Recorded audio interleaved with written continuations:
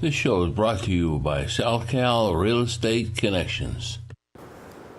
Welcome to the Telescope View. We're here tonight with co-host Rick Teles, author of The Final Revelation, The Sun Project, and of course my favorite Martian, Steve Parker. In tonight's show, I want to welcome our guests that are here tonight that are going to interface with us and talk about the different things going on in the universe, and as far as ETs go, what is really the real true story. Rick, and I'm sure you have a few things you could tell us about that. Well, we're going to try and, tonight we're going to try and answer some questions, because people have questions as far as what we know to be the truth based on some of the information that we've been able to gather or we've been able to see. So what we're going to do is we're just going to we're going to ask and see if anybody has any questions. And excuse me, I have a question. Only because maybe for our studio audience here, they just need a little bit of when you first became interested in this whole world, because you know it inside out. But what was it that happened in your life that made you go, I really want to get involved? It all started in a little town. Where it started was a long time ago. I had gone to a movie. I was waiting for my father to pick me up. I walked into a drugstore and there was a magazine, and I saw a story about a flying saucer, and we went from there. But over the years, I was able to get involved in a lot of UFO investigations. You name a group, whether it be MUFON or APRO, these are all different, Center for UFO Studies. I was able to do work with them investigating UFOs for over 40 years. But you also have a military background, right? Then I had the opportunity to work for the U.S. government, United States Air Force, and of course the aeronautical industry. Today it would be called cyber warfare, but I'm primarily cyber security, cyber systems design. I did things like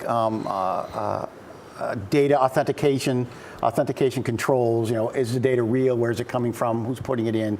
Identity control. I did that type of stuff. But in doing that, I got to work with some people. A couple of them were friends I had known for years, who were very highly placed in the U.S. military and intelligence organization. One was a captain in the United States Navy, but he actually was the head of intelligence for the Joint Chiefs, an Air Force officer, lieutenant colonel, aerodynamics, all that type of thing, designed aircraft. But he also reverse engineered aircraft, and the way the story was told is if there was anything out there that flew, he knew about it. He would be the people. So it was from them I gathered information. I was able to see some security documents. I had a very high security clearance. A couple of these guys higher than me, obviously. And the reason I had a security clearance, not because I was so important, because the work I had to do required that I see top secret data. How would I be able to tell if it was real or wrong or whatever if I wasn't able to see it? So in doing that, we would talk on a regular basis, and I'd always prod them, tell me something. And finally they decided, after seeing some stuff, and I talked to them about this UFO convention, they saw some of it, and they said, gee, we like what some of these people had to say. They were kind of close to being right, but some other people were way off. And I said, well, if you have a story to tell, tell it. Okay, we'll tell our story. You write it. We'll tell our stories. People believe it's fine. If they don't, fine. We don't care, because we're not doing this to make a living. We're not doing it for any reason other than to tell the truth. So the information when I tell you information, where I got it from was from these people, and these people got it from top secret files that are still classified to this day, seen only by a handful of people, or maybe some files that I had seen myself. Okay. So I mean, you find that it was kind of hard to kind of take this in yourself. After 40 years of doing this, we all like to believe certain things, and that we believed all this happened. But when somebody with the stature of these people, and if you met them, one of them, I mean, Phil, if he walked in this room right now, whether you were in the military or not, you'd stand and salute, because that's the kind of guy he was. He had a presence. When they sit there and they tell you these things, and like I've said before, I looked at him, I go, you're joking, right? He got mad. He goes, you came to us, we didn't come to you. I don't have time to mess around. If you don't want to believe us, then we'll leave. But I've described it as that feeling when you get bad news. You get that feeling in the pit of your stomach, it just sinks. They're sitting there, and I'm sitting there saying, they're telling me this is true. They're telling me this is real. But when they explain it the way they explained it, when they explain, we're not talking about some far-off wild creatures. We're talking about a race just like ourselves, probably 200, 500 years advanced, doing exactly what we're doing today, but in an advanced capacity. It all starts to make sense. And then when you know the other secrets of what's going on, the projects that we have ourselves, Engineered Living Materials Project that DARPA is doing today, Defense Advanced Research Project Agency, they're building living materials. Skin, stuff like that, yeah. But materials that can live. They can make this desk out of living materials. Really? They're building biological nanotechnologies that we can put into soldiers so we know they're sick before they know it. It can communicate directly with computers and artificial intelligence, which still isn't all the way there. So that's how we know some of this. All right, so that's where the information is coming from. In reality, we actually got technology from the original Roswell incident. Well, and there's a book out there, The Day After Roswell, written by Lieutenant Philip Corso. Again, a high-placed military officer, Joint Chiefs, a brilliant military record. He wrote that he was in charge of reverse engineering or parceling out this stuff for reverse engineering. And the people he gave it to didn't know where it came from. And the book was written in 1997. If you read it in 1997, you'd say, some of this makes sense. You read it today and you look at some of the technology that's out there. We're using ion gates in processors instead of mechanical switches the way they were working before, electrical switches. We made some leaps that are kind of hard to imagine that you would just make them in such a short period of time. That's right. Every No one 18 waves months, the magic wand. every 18 months we have a new chip. Okay, and we're building processor chips out of DNA today. All right, so we're moving at a pace. Where are we going to be in 200 or 300 years? Okay, what will we be doing? What will we be sending to Mars in 200 or 300 years? What will we be sending outside our own solar system in 200 or 300 years? Somebody else may already be doing that. So when you think of it that way, it's not so crazy. Well, I want to ask our audience now if they have any questions concerning this, and I'm sure they must have something. Yes? Would you be able to tell us what a gray is? A gray. A gray alien. Gray alien. Yes, we can tell you what a gray alien is. A gray alien, we hear about gray aliens all the time. And up on the screen here, I put the picture of based on what I've been told and what I've heard many times, what a lot of people would say is probably the best depiction of a gray alien. Now, the gray aliens, you see them all the time. Close Encounters of the Third Kind, you see them there. No, you see them all the time. I don't see them all the time. You see them in the movies. I don't see them all the time either. In Hollywood. In Hollywood. You see them in the movies. You hear people describe them all the time. I saw this gray alien looking at me or whatever. And they're always described as these little creatures about 4 to 5 feet tall with these kind of diamond-shaped or elliptical-shaped heads, dark eyes, large dark eyes, no nose. And a very small slit for a mouth, and their bodies are very, very slight. Okay, what do we know about them? Well, a lot of people are familiar with the Roswell UFO crash back in 1947. As part of that crash, they found a lot of different things. Long story short, part of it was they said that they found the bodies of aliens. All right. Now, according to classified files that these men told me about that they had seen, that still have not been released, that what the military learned after studying these bodies that they were not in fact aliens at all. They were robots, droids, cyborgs, whatever you wanted to call them. They were the creations of an advanced race as probes to come and study the Earth or to look at the Earth. Not unlike what we're doing at Mars. Of course, a little differently. Our probes look a little differently. But they said when they studied these gray aliens, they learned a few things. First of all, if we look at their head, they had this very large head. It was it was larger than the rest of the body, prospectively. And they said the purpose of that, they believe, was to cushion the brain, which was an advanced organic supercomputer, but it would be to cushion the brain from gravitational forces it might endure if it traveled through space. The eyes were large and black, and they said the reason for that was so they could handle the different types of lighting they might, again, encounter if they were to travel through space. They might have a lot of light, they might have a little light. This is all starting to make sense because this is the way we cushion our computers for combat situations.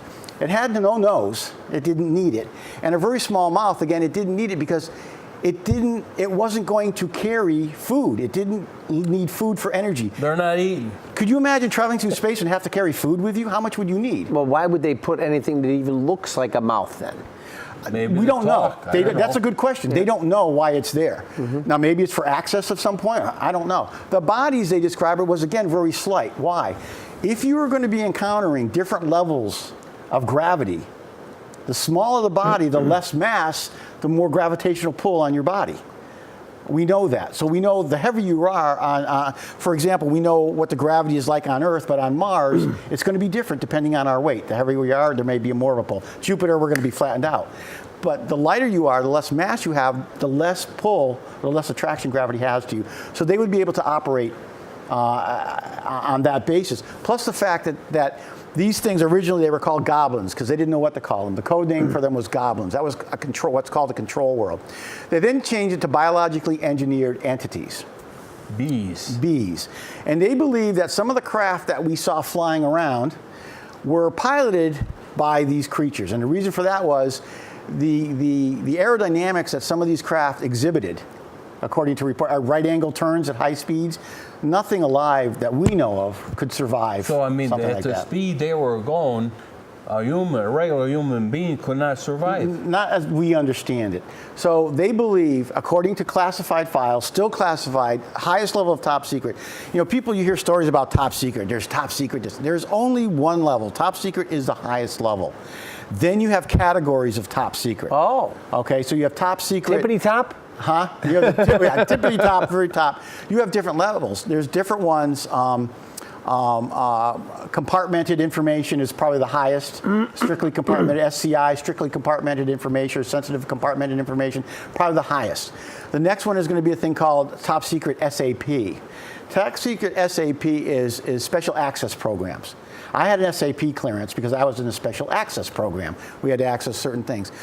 But in addition to that, you have what they call control systems or control groups. All right, and that's what people hear a lot about. They'll hear about things people have heard the term Ultra during World War II. Ultra was actually the control group for the code breakers. And then you heard Umbra, and some people say, well, Umbra was about UFOs. No, Umbra was about sensitive satellite communications that we would intercept. But you would hear different control words. For these, bees would be a control word. The aliens themselves were called nomads. But then for their craft, they had different crafts. They had dragonflies, and we had dragonflies. What was the other one? Cadillac. We had Cadillac dragonflies, and we had. There's one more. I forgot the third one. The Cadillac, if you see a Cadillac, or if you hear the code word Cadillac ever used, and you rarely ever do, that means there's an actual alien, supposedly, according to classified files, in that. And that's a very rare case. Right. That's very, very rare. Yeah. A dragonfly is going to contain some type of synthesized life form. And then the other one is going to be, it's a self-piloted drone, which they referred to in the movie Close Encounters of the Third Kind. In one scene, he says, we monitor no biologics. Okay, so that was a completely self-automated drone. Now, when people talk about that, they say, oh, that's crazy. No, we have one today. It lands on aircraft carriers.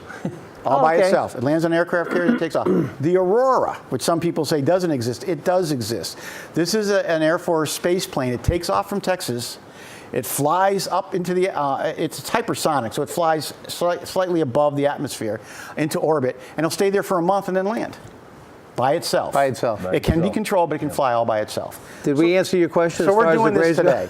So the gray is in effect a cyborg or robot. It's not the actual alien. Now, do we have any more questions?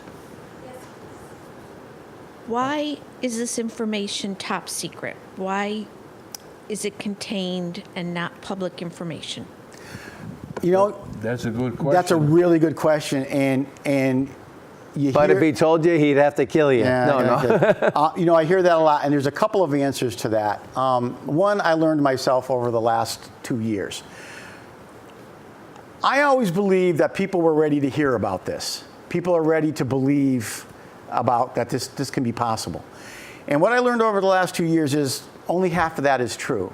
What I learned is, first of all, people are ready to believe that extraterrestrial life exists, and it's probably out there. And they're probably pretty good with that. They are not in any way ready to believe it exists and it's come here, or it's been even close to here. And that concerns a great deal of a number of people. There is a religious context to this, which I never thought would be a big issue, but apparently is a big issue. The Vatican has addressed this and says that extraterrestrial life does exist and it doesn't change the existence of God, but it can drastically change the meaning of the Bible and some of the religious texts. What are they actually talking about there? We don't know who the authors are. We only know who the editors are. There was another story that we were told, and sometimes we get into the story, was Apollo 13 an accident or not, is that there is a belief here, starting with the Nazis, that there is technology to be gotten. And whoever gets that technology could have a distinct advantage over the entire world. And the Nazis believe this. We did a show on that. We're starting to see more and more of this. And that's the answer to that question about secret. You have to keep, we don't want no one to know. We don't want anyone, and this was told to me by a military officer. He said, you know, if there's a secret out there, everybody's going to look for it. But if we say there is no such thing, there is no such secret, then chances are people aren't going to look for it. It's just not going to happen. The other reason, and when you get into that technology, the other thing he said to me, he goes, what if you had a technology? You were aware of a technology. You didn't understand it. You knew what it could do. You knew its capabilities, but you didn't understand it. You didn't know how it worked. Okay? And what if you had that technology and you couldn't use it? But it got into the hands of somebody else and they could, and you had no defense against it. You really wouldn't want that to happen, would you? He goes, so you keep that a secret. Now, I don't know if these are good explanations. There is another explanation, and I know a lot of people, they'll criticize the military and they'll say, the military, the intelligence groups, there's a conspiracy among them to keep this from the American people or from the public. Well, the one thing I always point out, and the people that I know, they're good people. When you join the military, when you join an intelligence organization, you take an oath. And you take that oath is to defend the Constitution and the citizens of the United States from all enemies, domestic, foreign, and domestic. And if they are told that this information is of vital national security importance, and if it got out would be detrimental to this country, they will take it to their grave. They will not reveal this information because they believe they're doing their job. Now, I know you asked what about grays, and the question that we get is, well, that's not an alien. What is an alien? Oh, yeah. I went to high school with her. Did you? Yeah. Some jazz.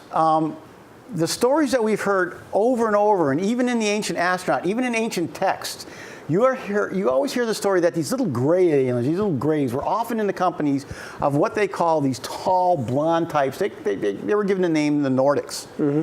And these are what some people have depictions of what the Nordics closest look like. And some people say they live among us. And there are classified files, again, that say they do live among us, and we can't tell the difference between them or us. One is a drawing. The other one is probably closer to what Semjaz is the name that was given to her. It's probably closest of what one might look like, kind of a blonde, but they have unique color eyes, is what they say. Mm-hmm. Yeah. But they say that they live among us and that we can't tell the difference, even though there was a hybrid discovered at one point in time. What do the aliens really look like? They would say they're closer to Klaatu from the day the Earth stood still. Michael Rennie. They look like us. They look like us.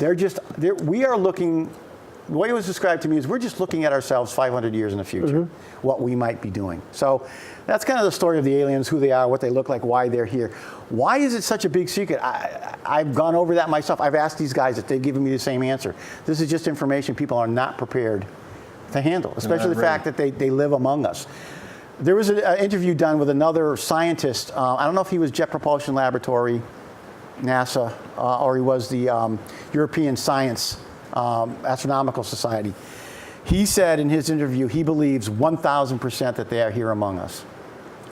Okay. Wow.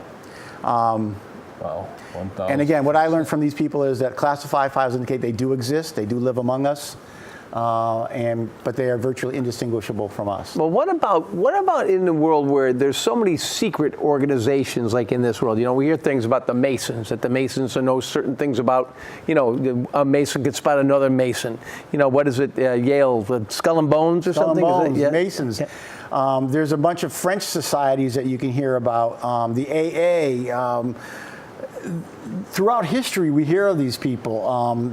Yes, what do they know? That's it. I was told one of the biggest espionage projects is, believe it or not, is to get inside the Vatican archives and find out what's there. And they can't get in there. Oh, this movie was based on that, right? Nobody can get in there. We're talking about some of the best intelligence organizations in the world. They want to get in there to know what's in there.